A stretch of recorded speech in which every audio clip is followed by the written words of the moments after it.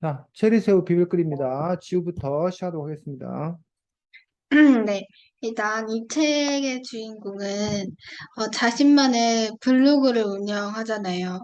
그럼 자신이 만약 블로그를 만든다면 어떤 이야기를 하고 싶은지, 뭐 어떤 주제로 블로그를 만들어 보고 싶은지 얘기해 보고 싶었는데, 저는 일단 제 일상을 담은 그런 블로그를 만들 것 같지만, 항상 음악에 관련된 라디오처럼, 약간 라디오 DJ 같은 꿈이 있었거든요. 그래서 라디오 DJ처럼 항상 그 음악을 추천해주는 그런 블로그를 해보면 좋겠다고 생각을 했습니다. 그 다음 은우님 말해주세요. 저는 개인적으로 블로그보다는 옛날부터 유튜브를 해보고 싶었는데, 어, 저는 약간 그 일상 그런 걸 올, 만약 블로그를 한다면 그런 걸 올리고 싶고, 요즘에 관심 있는 게 공부하는 사람들이 올리는 공부하는 브이로그 같은 건데 그것처럼 그거를 공튜브이라고 하거든요. 그래서 그것처럼 공부 블로그 같은 것도 만들어서 운영하면 재밌지 않을까라는 생각이 듭니다. 오, 네, 그 다음 선생님 말씀해주세요. 네, 저는 블로그가 한때 한참 유행일 때 나도 한번 해보자 해서 블로그를 운영을 해본 적이 있는데, 아, 그러니까 그때 이제 주로 했던 블로그 내용이 그 어려운 낱말, 아니 헷갈리는 낱말들, 그런 낱말들을 정리해주는 어떤 그런 블로그 활동들을 했었습니다. 근데 이제 그때 블로그에서 광고 뭐 이렇게 클릭하면 돈 번다 그래가지고 이른바 미끼 이를 낚아서 BTS 뭐 귀한 뭐 이렇게 하면 뭐 귀한이면 남들이 그 BTS가 뭐 그 뉴스가 있는지 알고 들어오는데 알고 봤더니 뭐 귀한이라는 말은 뭐 어떤 말이 있을까요? 뭐 귀국과 귀한은 뭐 어떤 차이일까요? 뭐 이런 식으로 해가지고 이제 처음에는 낚아서 막 사람들이 많이 들어왔지만 결국 아 낚는다는 걸 알고 사람들이 많이 욕했던 뭐 그런 부분들이 있었습니다. 그리고 그 외에 이제 제가 관심 있는 분야들, 뭐, 세계 시민주의라던가, 뭐, 기본소득이라던가, 책이라던가, 독서라던가, 그런 부분에 정보를 주는 거, 캠페인을 하는, 뭐 그런 것들을 주로, 하는 그런 블로그를 운영을 했었고, 운영을 할 계획들을 갖고 있습니다.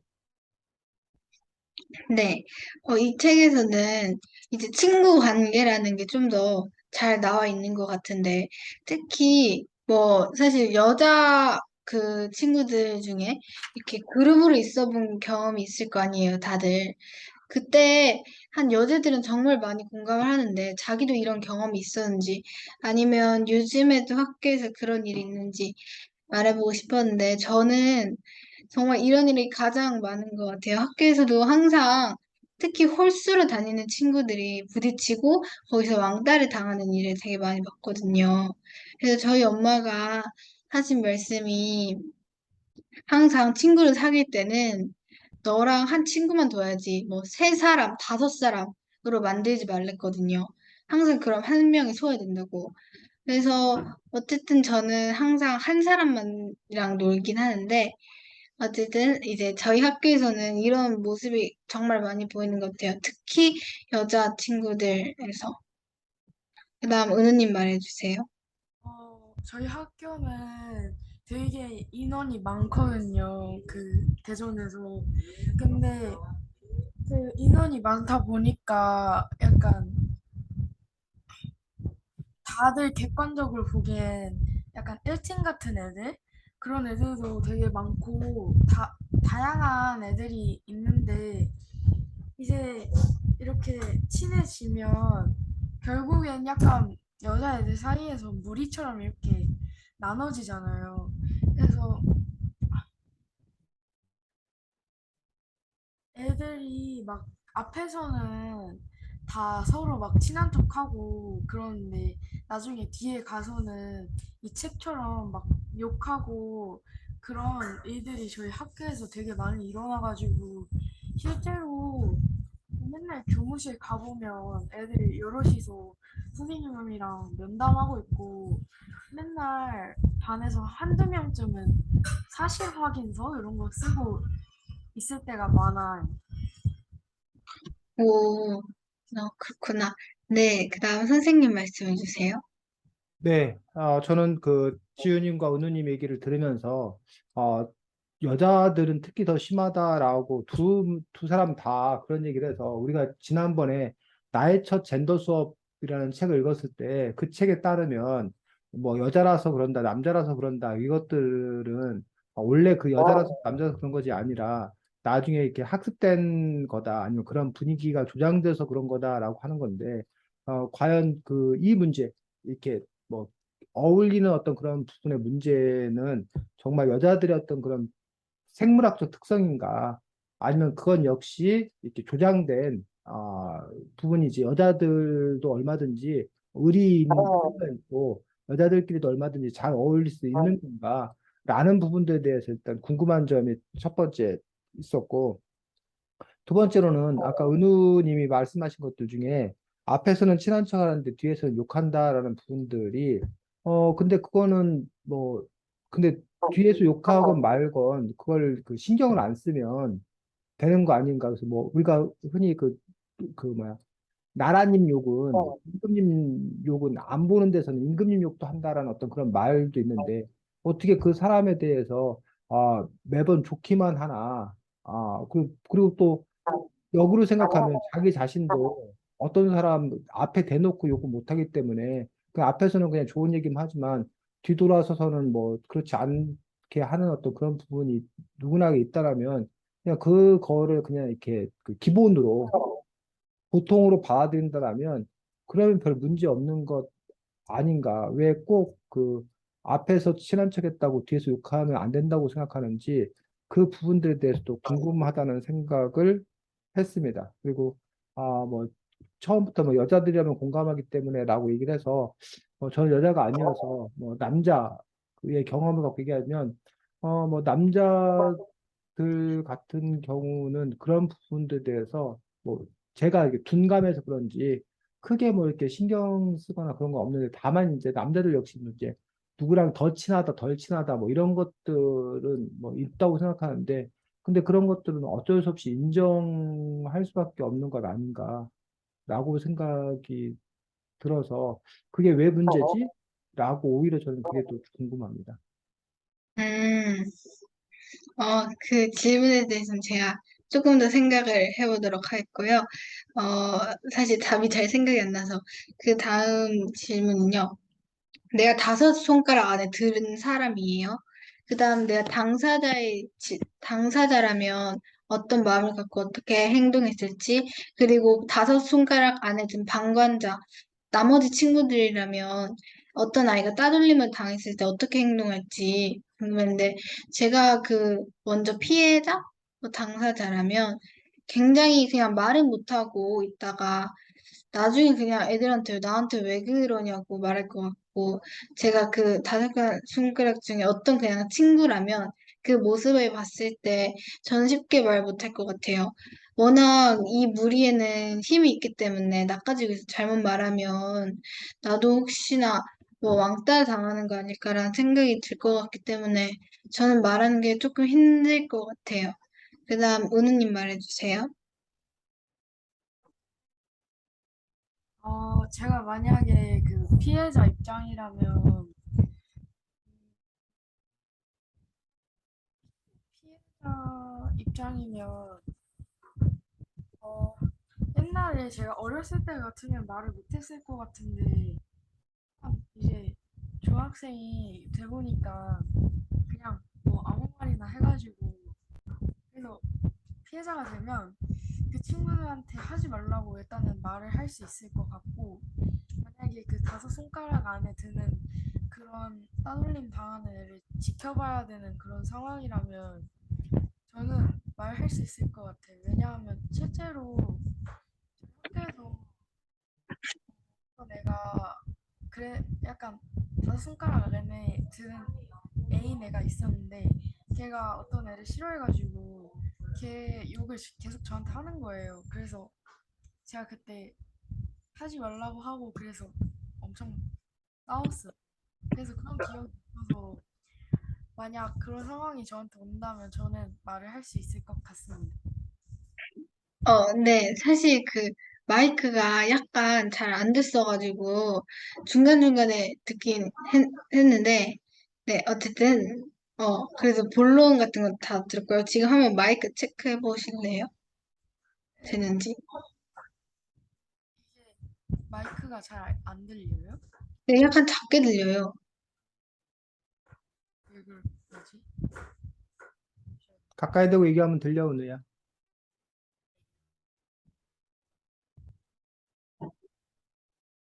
진행해? 네.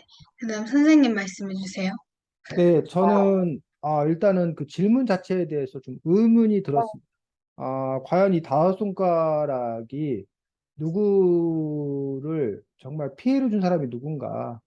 다섯 손가락 아이들이 그 반에서 뭐 어떤 애들, 예를 들면 처음에는 황효정이라는 애에 대해서 그 애를 막 욕하고 뭐 그랬다고 했는데, 그렇다고 황효정 앞에서 그 애를 직접적으로 욕한 것도 아니고, 그 애를 뭐 잡아다 핀 것도 아니고, 다른 애들한테 황희종하고 놀지 말라고 한 것도 아니고, 그냥 자기들끼리 모여가지고, 야, 황희종 걔 재수 없지 않냐? 황희종 걔 별꼴이야. 뭐 이러면서 자기들끼리 그냥 뒷담한 건데, 그럴 자유도 없나?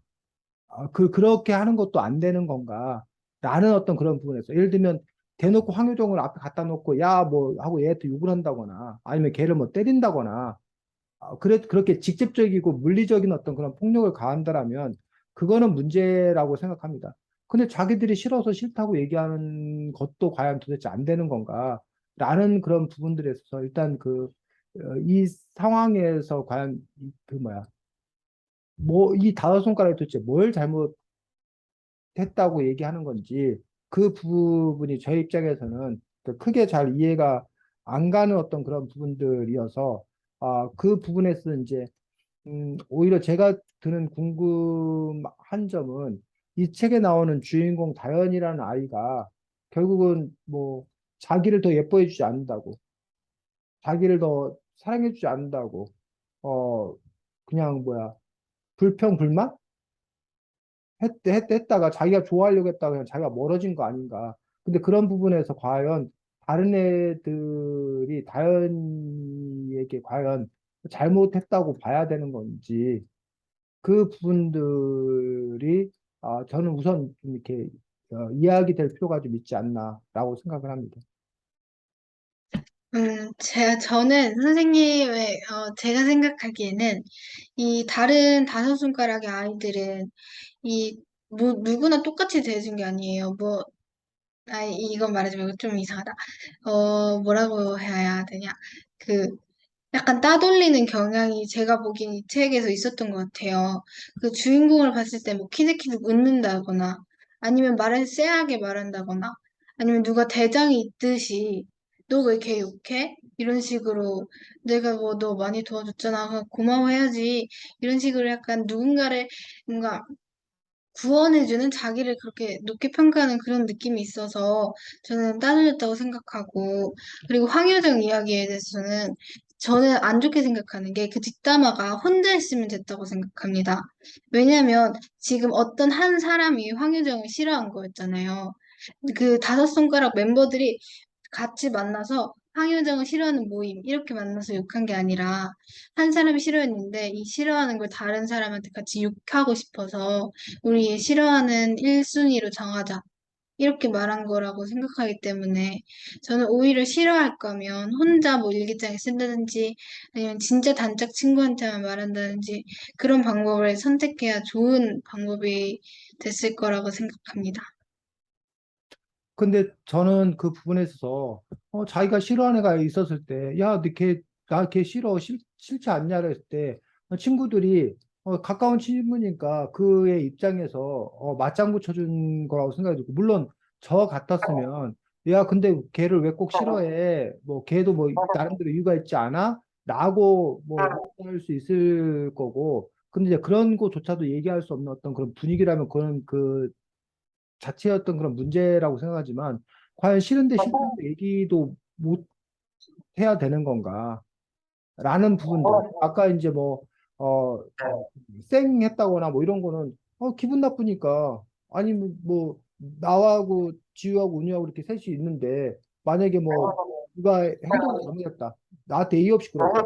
그러면 제 입장에서도 그 사람에 대해서 기분이 나쁘니까, 뭐, 그 사람한테 좀 이렇게 막 인사를 해도 그냥 무뚝뚝하게 인사를 한다거나, 그게 자연스러운 일 아닌가요? 사람들 사이에서? 근데 왜 그걸 가지고서 신경전을 벌이고 왜 그걸 갖고 스트레스를 받고 그래야 하는 건지 이런 식의 문제가 있는 거 아닌가? 저는 사실 이런 경험이 있었어요. 제가 정말 옛날에 새 친구가 있었는데, 한 친구가, 야, 뭐, 어쩌니 A라고 할게요. A, 걔 너무 별로야. 나한테 계속 그런단 말이야. 너희도 다 A 그냥 무시하고, 얘랑 친하게 지내지 마. 라고 하고, 제가 다음 학년에 A라는 친구를 만나게 되었어요. 그때 얘는 너무 좋은 애였고, 항상 웃고 하는 애였거든요. 제 친구가 A를 싫어한 이유는 그냥 짝남이 겹친다는 이유로 저와 친구들한테 놀지 말라고 하고 제가 A 좋은 아이던데 하면 저라고 뭐라고 했어요. 그래서 그런 일이 있기 때문에 내가 굳이 이 이야기를 뒷담화를 이렇게 까는 게 좋은 일인가 그때 많이 고민을 했었거든요. 그래서 저는 이 일이 별로 안 좋다고 생각합니다. 저는 그 부분에 있어서 이제 그 아이 인성의 문제라고 생각이 들고 저는 그 상황에서 그러니까 제가 얘기하고 싶은 건 그 상황에서 지가 그 친구에게 야 걔가 좋은 거 아니야 그리고 아까 뭐 짝남이 같다는 이유 때문에 그 당연히 경쟁하는 거고 그 과정에서 자기가 그 짝남을 자기가 그 뭐야 쟁취라고 표현해야 되는지 어떻게 모르겠지만 한 어떤 그런 과정에서 라이벌로 느끼는 사람에 대해서 선의의 경쟁을 하지 않은 것뿐이지. 근데 어떤 경쟁의 어떤 과정 속에서 그 아이가 그러는 건 자연스럽게 그 이해될 수 있는 어떤 그런 부분들이라고 생각이 들고 다만 이제 그 친구가 뭐 강압적으로 뭐 이렇게 뭐 누구랑 놀지 말아라 뭐라고 했었을 때 그때는 이제 지우 씨가 판단을 해야 될 그런 일이라고 생각합니다. 그러니까 어 나는 너는 그렇게 생각하고 네 입장은 그렇지만 내 입장에서 이러니 난 뭐 같이 놀아야겠다든지 근데 네가 정 나랑 같이 놀지 못한다 그러면 그때는 지우 씨가 선택을 해서 둘 중에 하나를 선택하든지 뭐 그건 어쨌든 지우 씨의 선택인 거라고 생각이 들고 그런데 어쨌든 그 사람이 그렇게 하는 게 과연 안 되는 거냐 나쁜 거냐 물론 그렇게 안 하면 좋지만 제가 뭐냐면 사람의 마음이 좋고 싫고 하는 그런 마음이 있는 거 아닌가. 근데 그 좋고 싶고 하는 마음조차도 과연 표현을 못 하는가. 그러니까 제가 생각하기에는 다만 표현하지 말아야 될 것들은 직접적이고 물리적인 그 폭력을 사용해서 뭐 그렇게 해서 이 사회의 어떤 그런 도를 넘어서는 뭐 이런 행동에 대해서는 문제가 분명히 있지만 그러지 않은 부분들에 대해서까지 과연 그래야 되는 거라면 결국 인간의 감정을 숨기고 살아야 되는 어떤 그런 문제가 발생하지 않을까라는 그런 문제를 갖고 싶어서 이 이야기를 하는 겁니다. 음, 제가 생각하기엔 그 친구들한테 다 얘 싫다고 말하는 건 별 문제가 될 것 같지 않습니다. 선생님 말씀을 들어보니. 근데 제 생각에는 자기가 싫어하는 감정을 굳이 다른 사람한테도 싫어해야 된다고 시키는 게, 이게 옳은 일인지 잘 모르겠습니다. 그 경우에 이제 지우가 선택해야 되는 거지. 만약 은우가 선배 걔 재수 없다. 선배 걔 뭐 나빠. 안 그래? 라고 했을 때 지우가 은우 편을 들어서 그래. 선배 나빠. 이렇게 해서 은우 기분을 맞춰주는 거를 더 중요시 여길 건지 아니면 그래? 내가 봤을 때는 선배 걔 괜찮던데 은우 너 왜 그렇게 안 좋게 생각해? 라고 하면서 은우의 시각을 교정해 준다거나 어쨌든 은우에게 충고를 해준다거나 그거에 더 주안점을 맞출 것인지 그 부분은 결국 지우가 판단해야 될 어떤 그런 문제들이라고 생각이 들고 그리고 은우가 그런데도 불구하고 야 너 어떻게 선배를 좋게 얘기할 수 있어? 이상한 애인데 야 너 내 친구인데 네가 그럴 수 있어? 라고 그렇게 은우가 만약에 그런 식으로 계속 나온다고 했을 때는 지우가 그 사람이 뭐 시각이 제대로 된 사람이 아니다. 아니면 뭐 그 사람이 어쨌든 인성에 좀 이렇게 문제가 있다라고 판단되었을 경우에 내가 계속 은우랑 놀아야 될 것, 은우랑 친구를 해야 될 것인지 아니면 저런 친구라면 내가 차라리 사귀지 않는 게 나을 것인지 라는 부분에 대해서는 또 지우 나름대로 판단해야 될 영역이 아닐까? 그리고 은우 역시 나는 선배가 나쁘다고 했는데 지우는 괜찮다고 했을 때 그래 뭐 사람마다 다를 수 있는 거지 하고 선배에 대한 생각은 다르지만 다른 공통적인 부분이 많기 때문에 지우와 함께 지낼 수도 있는 거고 반대로 나는 선배를 좋아하는 애하고 난 도저히 못 놀겠다. 나한테 그게 너무나 중요한 문제다. 그런데 지우 네가 계속 그런다라면 난 너랑 못 놀겠다. 이럴 수도 있는 거 아니고 이럴 수도 있는 것 아닌가 라고 저는 생각을 하는데 그 문제에 대해서. 그냥 뭔가 제 생각엔 그 이유보다는 그 의도가 조금 더 중요하다고 생각합니다. 도대체 오늘라는 친구가 왜 나한테 그런 말을 했을지 그 의도를 파악해 본다면 나한테 같이 욕을 하고 싶고 너도 쟤 싫어해야 되고 그냥 이런 의도로 말한 거기 때문에 그런 의도는 나쁜 좋지 않은 의도라고 생각하기 때문에 저는 의도에 초점을 맞춰서 본다면 은우가 그렇게 말한 것은 별로 좋은 뜻은 아니었다고 근데 봅니다. 거꾸로 지우 너가 그 당사자일 생각은 안 해? 지우 너가 정말 싫은 사람이 있어. 그럴 경우에 넌 정말 싫은 사람이 있는데 은우가 내 친구 은우가 걔랑 논다? 너 싫을 거 아니야. 그러니까는 그 사람에 대해서 야, 쟤 너무 싫다. 그리고 은우 너도 쟤랑 놀지 않았으면 좋겠다. 라고 요구할 수 있는 근데 저는 그런 적이 없어요. 제가 싫어하는 친구랑 어떤 제 찐친이랑 막 노는데 뭐 그 아이는 저는 그 아이를 믿기 때문에 딱히 뭐 네가 잘 알아서 해라 이런 느낌은 저는 한 번도 그런 적이 없습니다. 네, 알겠습니다. 자, 은우는 지우하고 수zem하고 나눈 얘기에 대해서 어떤 생각 갖고 있어? 그러니까 그 중요한 건 그게 그러니까 중요한 포인트가 뭐예요? 포인트가 없이 얘기한 것 같으니? 그러니까 좋아하는 사람이 거기까지 듣고 약간 그러니까 지우가 좋아하는 사람이 그런 얘기 아니었어요? 자, 지금 선생님이 이 책과 오늘 지금 누구 때문에 이게 스피커가 계속 울리는 거지? 어디 때문에? 제 마이크가 약간 이상한 것 같아요. 잠깐만. 자, 그 선생님이 지금 이 책과 관련해서 얘기하고 싶은 건 뭐냐면 체리새우 비밀 그린다와 관련되어서 오해하지 마. 선생님 말이 맞다는 거 아니야. 그 선생님이 보는 어떤 그런 의견의 어떤 그런 부분들을 얘기하는 부분들이라서 이런 견해도 있구나, 이런 의견도 있을 수 있구나라고 여러분들이 생각하고 또 여러분들이 한번 선생님이 또 뭐 현실 파악을 잘 못하고 있거나 잘못 판단하고 있을 수 있기 때문에 그런 것도 또 여러분이 의견을 얘기하면 된다고 생각이 드는데 선생님 생각에는 이 다현이라는 아이가 과연 이게 스트레스 받을 일인가? 라는 점에서 선생님은 의문을 갖고 있는 거예요. 그러니까 이 책에서는 다현이 입장에서 이게 쓰고 있기 때문에 다섯 손가락 아이들이 마치 나쁜 아이들인 것처럼 그리고 있는데 과연 그 다섯 손가락 아이들이 특별히 대단히 나쁜 애들인가? 특별히 나쁜 애들인가? 그 다섯 손가락 아이들도 그냥 여러분들이 바로 다섯 손가락 아이들일 수도 있고 우리 일상에서 그냥 같이 그냥 잘 살아가는 어떤 애들이란 얘기야. 그래서 과거에는 아까도 얘기했지만 애를 데려다가 막 돈을 빼서 그리고 막 걔한테 아주 못된 짓을 막 해. 그리고 다른 애들한테 그 함께 막 그 애가 하는 걸 비웃어. 어? 그리고 그 애를 괴롭혀. 이런 것들이 실질적으로 왕따를 시키는 거고 학교 폭력이었다는 거야. 이런 거에 대해서 선생님이 잘못되었다. 그러면 안 된다.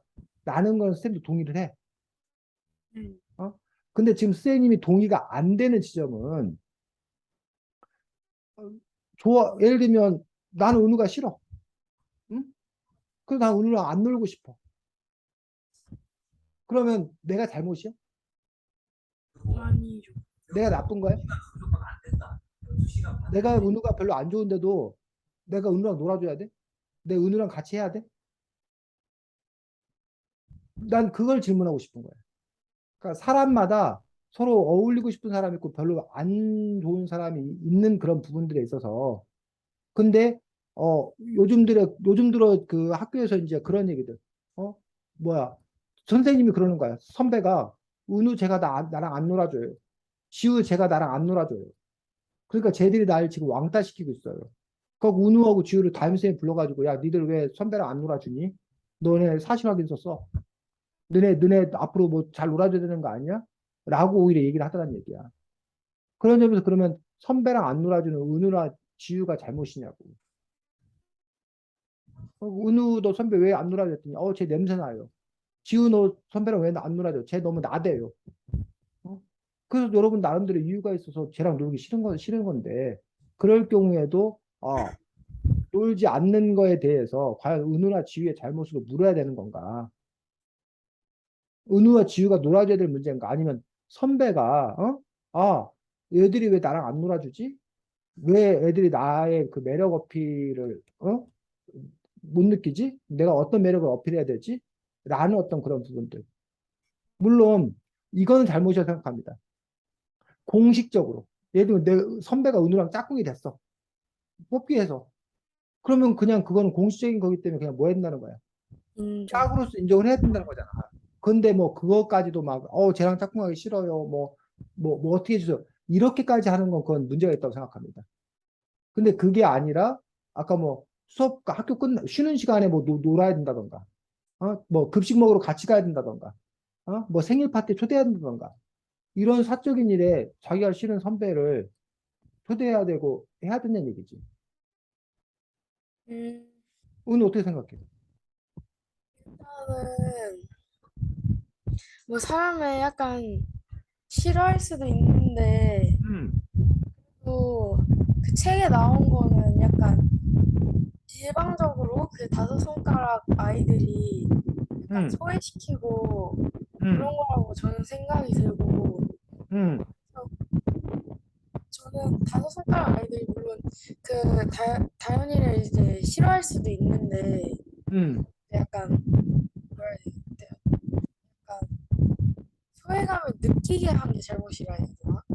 그러니까 저도 교실에 싫어하는 애가 없을 순 없잖아요. 싫어하는 애가. 음. 근데 그래도 걔한테 티는 안 내고 그냥 적당선으로 선만 넘지 않고 그냥 그렇게 지내면 되는 거라고 생각해요. 그래서 결혼은 사람을 싫어해도 그거를 이제 선을 사람을 싫어해도 속으로만 생각하고 티를 안 내고 선을 넘지 않고 생활하면 좋겠다는 게 저의 생각입니다.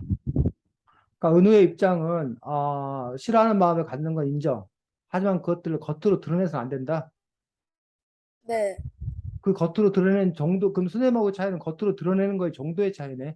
선생님 겉으로 드러내는 정도가 아까 말한 대로 물리적인 폭력을 쓰거나 뭐 대놓고 욕을 하거나 그런 것만 안 되고, 너 오늘 나랑 점심 먹을래? 라고 했는데 아니, 나 너랑 점심 먹기 싫은데 이 정도는 난 가능하다고 생각하거든. 근데 은우는 그렇게 하면 안 된다는 거야. 어, 그 정도는 괜찮은데, 그러니까 뭐라 해야 되지? 음. 그러니까, 어,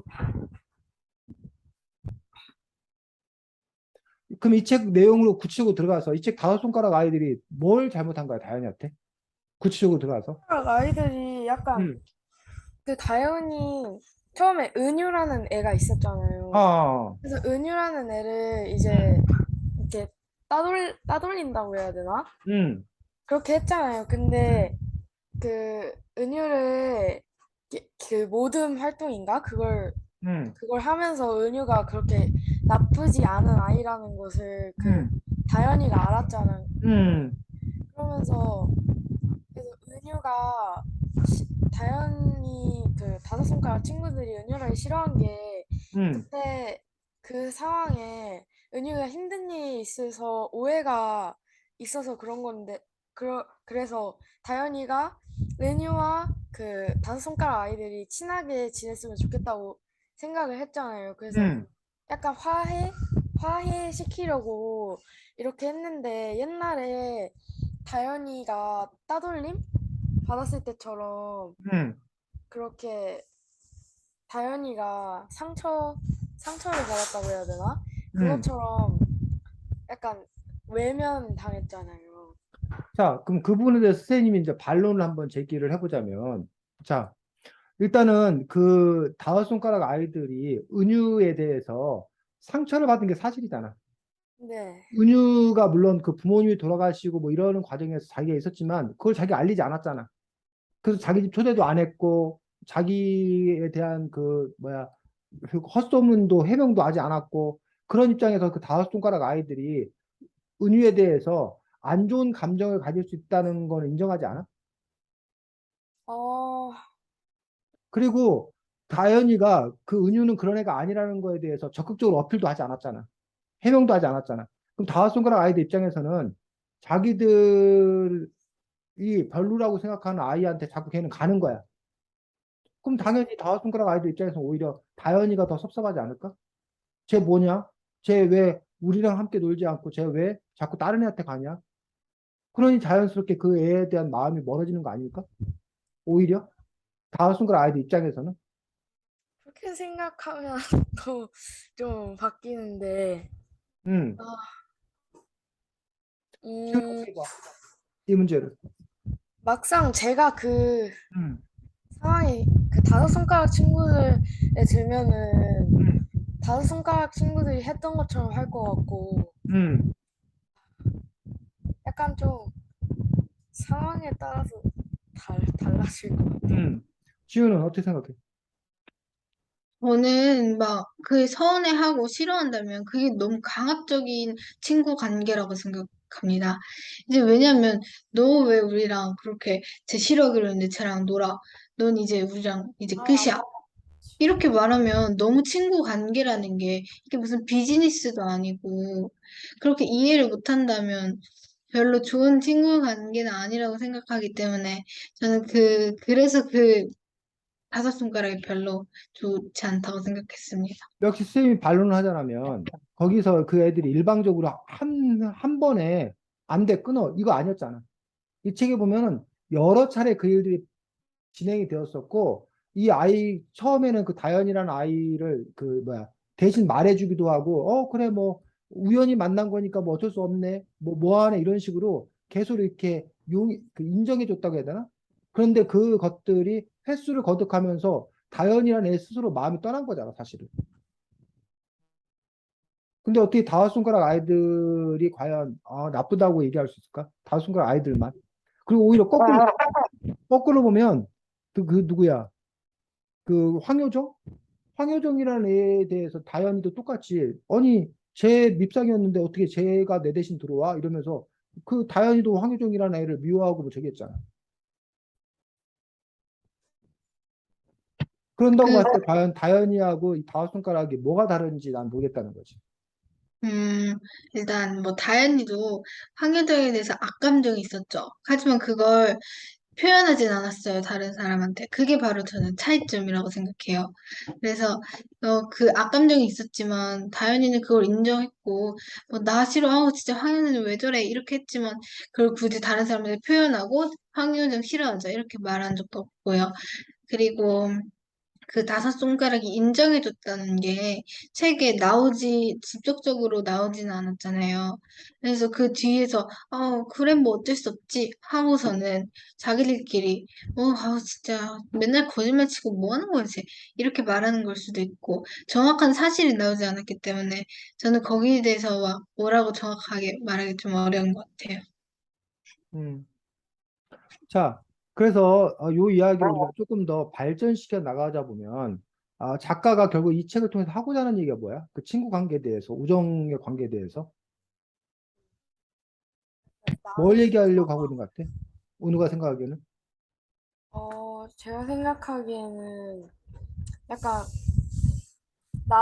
그러니까 그 많은 그런 아픔, 음, 고통을 이제 다현이가 받았는데 음, 그 처음에 다현이가 따돌림을 받았을 때는 음, 굉장히 상처받아서 학교도 안 나오고 그랬잖아요. 음, 근데 이번에 그런 것을 겪었을 때는 그 그 스스로 극복하고 나 자신을 아껴주는 그런 것처럼 음, 나를 사랑해라 이런 내용을 전하고 싶은 것 같아요.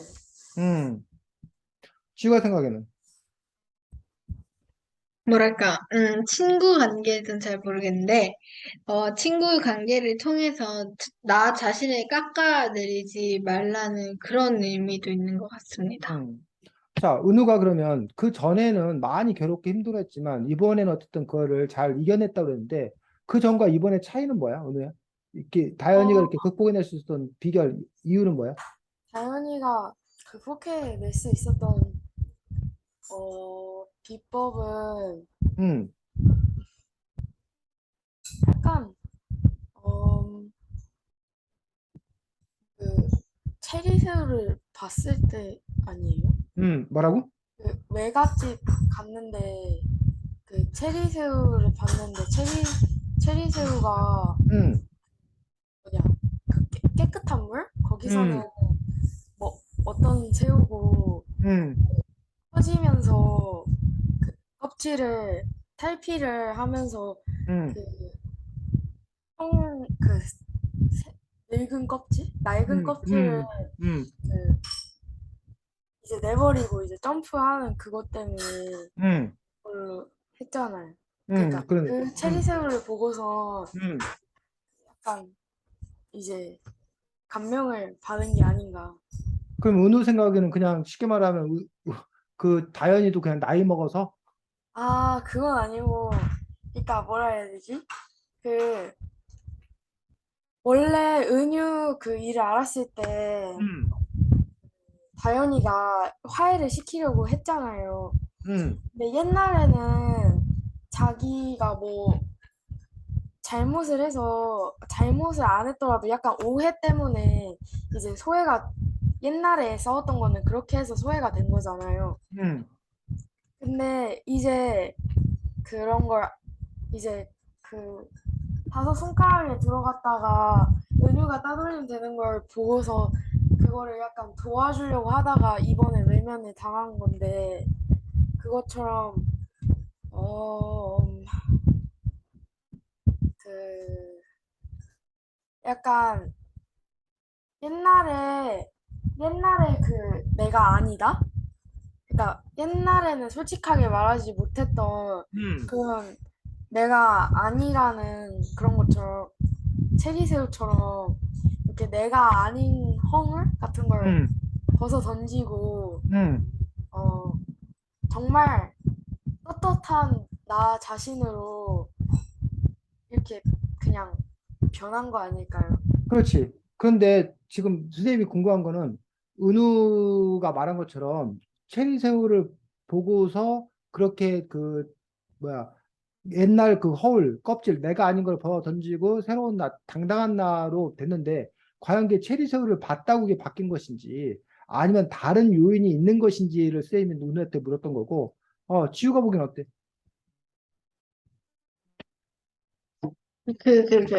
바뀐 이유요? 왜 다현이가 이렇게 바뀐 거야?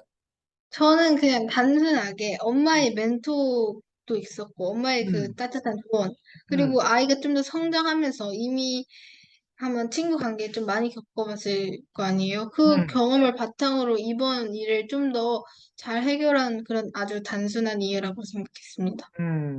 근데 엄마의 따뜻한 사랑은 그 전에 없었던 거야? 그 전에는?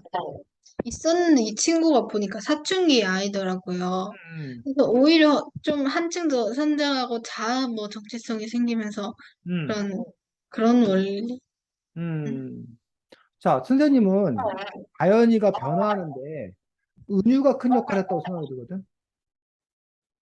그러니까 은유를 만나지 않았다라면 다현이는 아마 쌤이 이렇게 변화하지 못했을 거라고 생각하는데 쌤 생각에는 왜 쌤이 이렇게 생각하는 걸까? 이 책 내용과 관련해서.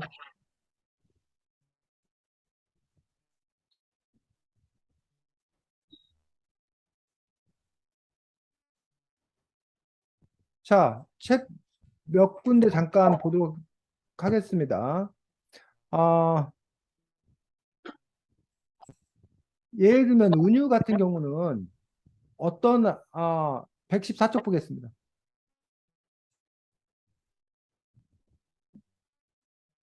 저기 그 은우가 책이 없어서 그냥 저기가 지우가 찾아서 읽어도 될 것 같아. 114쪽. 네. 어디부터? 응?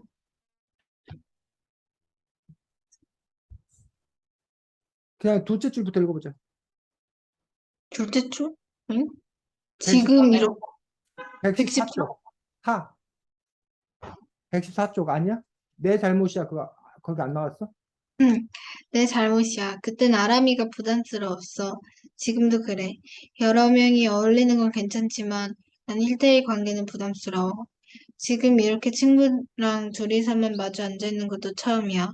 나는 누구랑 1대1로 친해지는 게 겁이 나. 왜 친해지는 게 왜 겁나는데? 어차피 또 헤어질 거잖아. 난 누구와도 친해지지 않을 거야. 야, 그럼 왕따 되면 어쩌려고. 왕따? 왕따 되면 되는 거지. 난 왕따는 겁이 안 나. 좋아하는 사람이랑 헤어지는 게 겁나지. 은유가 말했다. 진지한 말투였다. 아, 거기서 지금 중요한 멘트가 하나 나오지. 뭐라고 했어? 좋아하는 사람이랑 헤어지는 응? 왕따 되면 되는 거지. 난 왕따는 겁 안 나. 라고. 다현이는 그동안 뭐가 겁났던 거야? 혼자 되는 게 왕따 되는 게 너무 겁났던 거야. 근데 은유를 보면서, 아, 왕따 되는 게 겁 안 날 수도 있는 거구나. 라는 어떤 그런 새로운 깨달음. 반대로, 난 누구와도 친해지지 않을 거야 라고 했던 은유의 문제는 다현이를 만나면서 이제 뭐라는 거야? 그것도 은유 역시 그것들이 치료받는 거야. 치유받는 거지, 사실은. 그러니까는 사람마다 갖고 있는 가치관이나 성향이 서로 달라서 나 이렇게만 A로 난 생각하고 살았어. A여야만 한다고 생각하고 살았어. 근데 누군가를 통해서 꼭 A가 아니야 B여도 괜찮네? 라는 새로운 발견. 그리고 이러면서 이 다현이의 생각이 좀 바뀐 게 아닌가. 그러면서 이제 다현이가 물론 이제 그 다른 애들 그 옆에 이제 뭐야 다른 친구들 뭐 병이라던가 그 다음에 누구지 해강이 뭐 이런 친구들을 병이가 아니구나 시우 시우라던가 해강이 이런 친구들을 함께 만나면서 그들을 통해서 이제 이 애가 뭐 하게 되는 거야? 배우게 되는 거지. 자신이 갖고 있지 않은 어떤 다른 면들을 배우게 되는데 그러면서 이제 이른바 그 무슨 정신이라고 그래?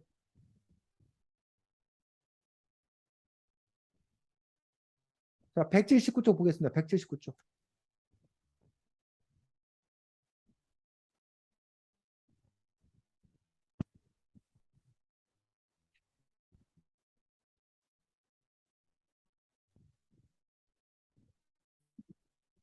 밑에서 둘, 넷, 여섯, 일곱째 줄.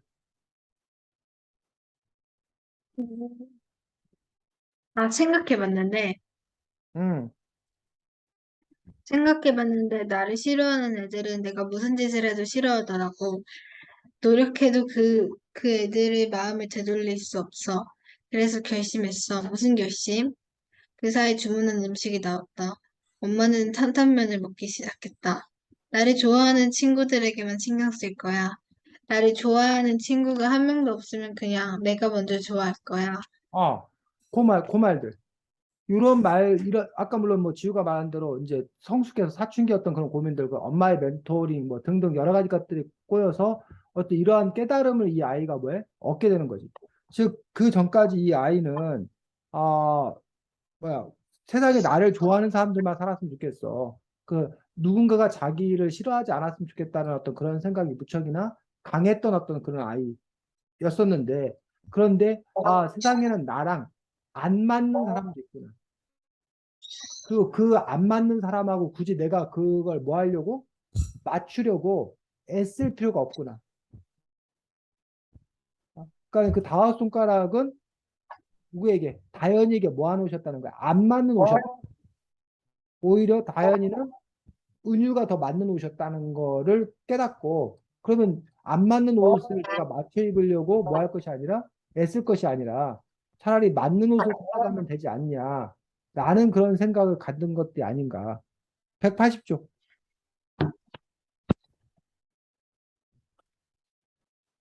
밑에서 여덟째 줄.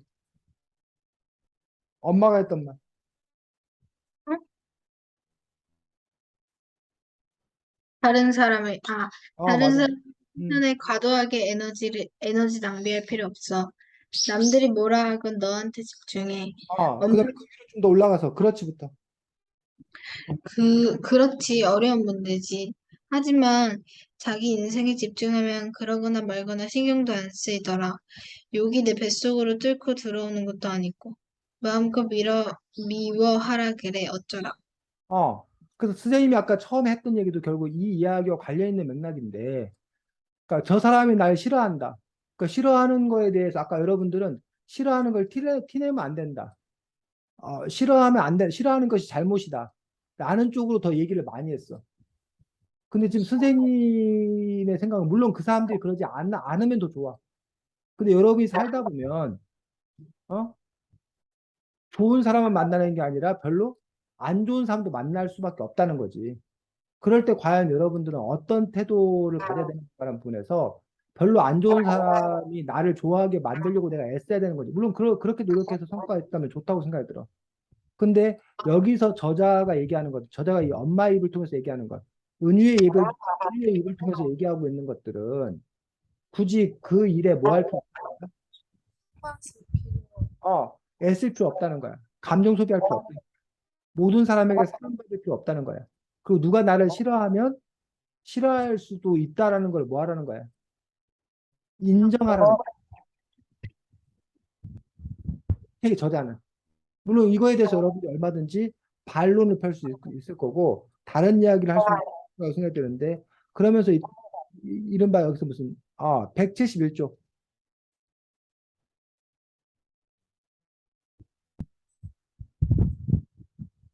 자, 거기 5월 16일 뭐 일기 비슷하게 쓴 건데 거기 읽어보겠습니다. 5월 15일, 마늘빵 초간단 레시피. 5월 16일. 5월 16일.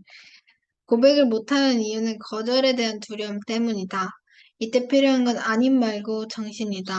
고백을 한 뒤 차이면 이렇게 말하면 된다. 그래, 아님 말고. 그래서 이 아이가 결국은 다현이라는 아이가 늘 그 뭐 했던 아이야? 걱정이 많은 아이.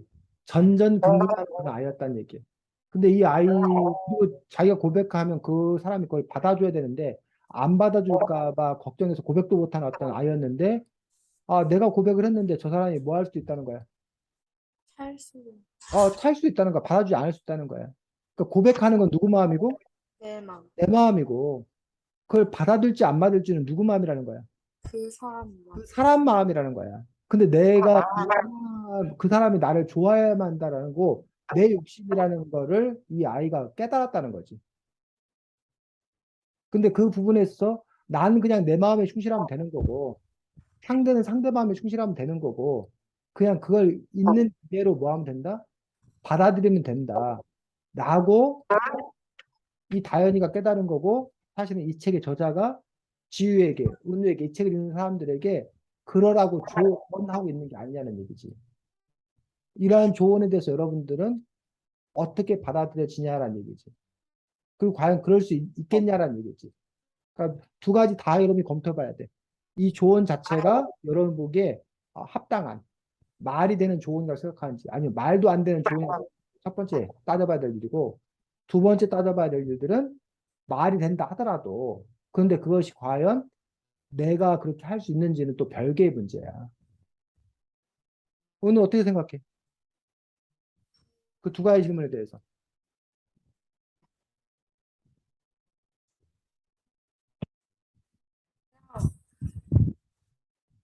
오늘야?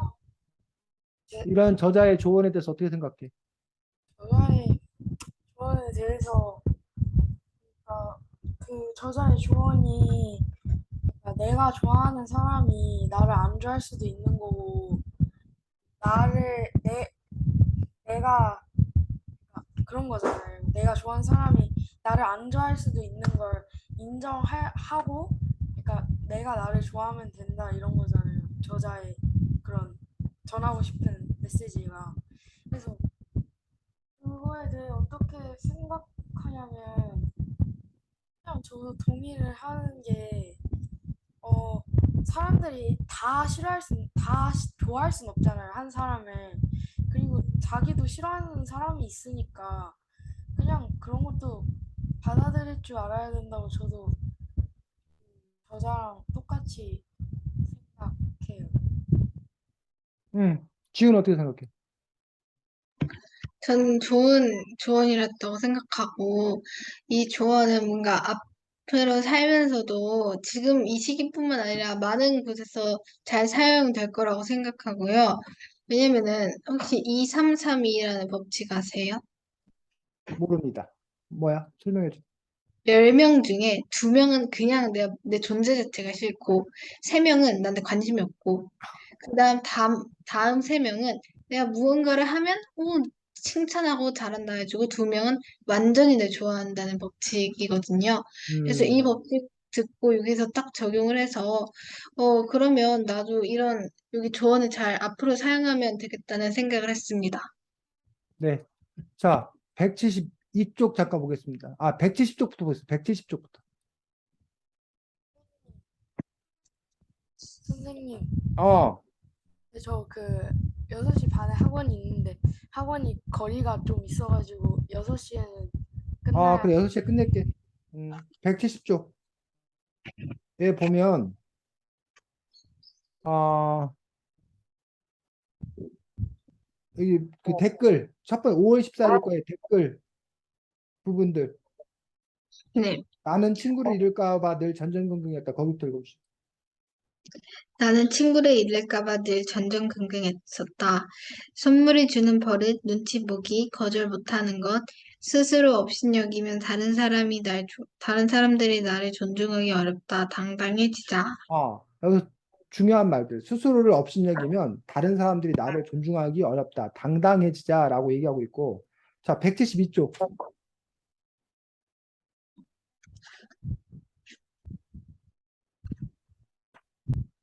예, 보면 여기 첫 번째 줄부터. 외로워할 수 없다. 괜찮다. 영혼의 빈자리를 온전히 나로 단단하게 채우면 된다.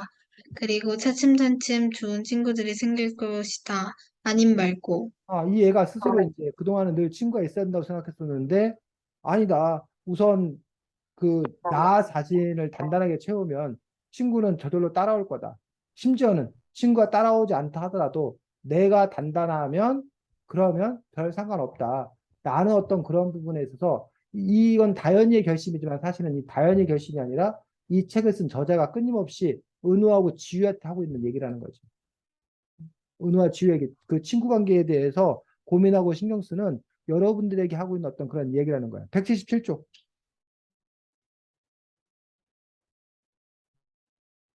중간에 나도 사별했고 그 엄마 이야기지.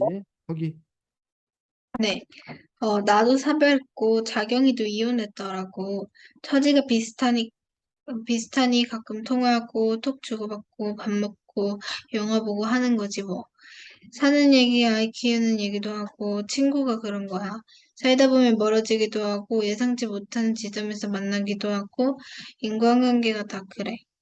여기서 친구가 그런 거야. 살다 보면 멀어지기도 하고 예상치 못한 지점에서 만나기도 하고 인간관계가 다 그래. 그 사실은 지금 은우나 지우한테 이런 얘기를 해야 될지 모르겠지만 살아본 사람들의 이야기로는 어렸을 때는 친구 없이는 못 살 것 같고 또 누가 사랑하는 사람이 생기면 그 사람하고만 살아야 될 것 같고 목숨까지 바칠 수 있을 것 같고 그게 뜨겁게 사랑하는데 그런데 길게 놓고 보면 그것도 그냥 그때의 순간이더라. 그러니 너무 뭐 할 필요 없다? 연연해 할 필요 없다라고 이 저자는 얘기하고 있는 거예요. 그런데 사실 이렇게 얘기하면 또 문제가 있어. 그러면 아무도 뜨거운 사랑을 못 해. 아무도 진실한 우정을 뭐 해? 못 나누지.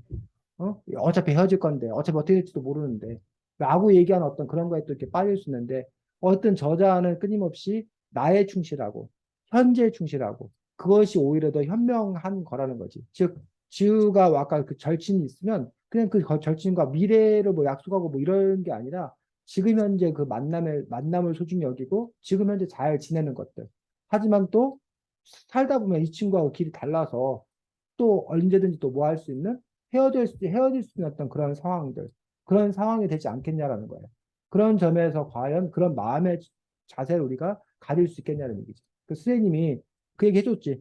선생님 딸이 남자친구 데려와서 인사를 했는데 선생님이 그 딸의 남자친구에게 한 얘기가 두 가지 얘기가 있는데 그 중에 한 가지 얘기가 지금은 너희들이 서로 좋아서 이렇게 하는데 훗날 헤어지더라도 나중에 헤어지더라도 좋은 관계였으면 좋겠다. 그 농담 삼아 서로의 결혼식에 무슨 자격으로 올지 모르지만 신랑 신부 자격으로 올지 옛 남자친구 옛 여자친구 자격으로 올지 모르지만 어쨌든 서로의 결혼식에 정말 기쁜 마음으로 올 수 있었으면 좋은 사이였으면 좋겠다. 그런 얘기를 했거든.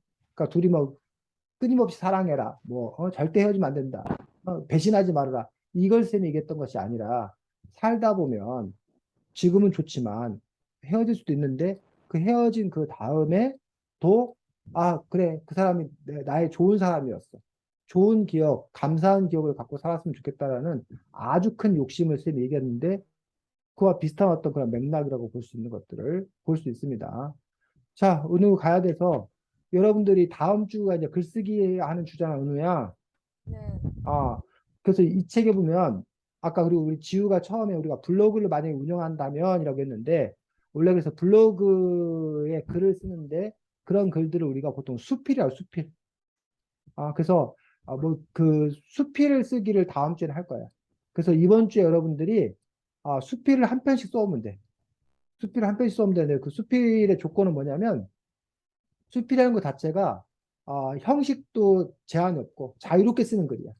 뭐 주제도 자유롭게 쓰는 거예요. 그래서 다만 이제 지우나 은우가 일상을 살면서 이번 주 내에 있었던 일도 괜찮고 아니면 오래전에 있었던 일도 괜찮고 해서 일상을 살면서 어떤 일에 대해서 겪은 일에 대해서 특별히 그것과 관련된 어떤 느낌이나 생각들 그런 일들을 풀어서 글로 쓰면 되는 건데 그런 수필쓰기에 대해서 여러분들이 한번 써보고 다음 주에 그럼 본격적으로 수필은 어떻게 쓰는 건지 좋은 수필은 무엇인지 이런 걸 다음 주에 배울 거니까 그러니까 배우기 전에 여러분들이 한번 체험 삼아 경험 삼아 써본다는 데 의미가 있기 때문에 여러분 이번 게 뭐 수필은 또 어떤 건지 한번 찾아보고 그래서 여러분 나름대로 한번 수필 한 편을 써오는 게 과제입니다. 오늘 이해가? 네. 지우 됐니? 그래. 자, 수고 많았고 다음 주에 또 보도록 하겠습니다. 안녕. 그래.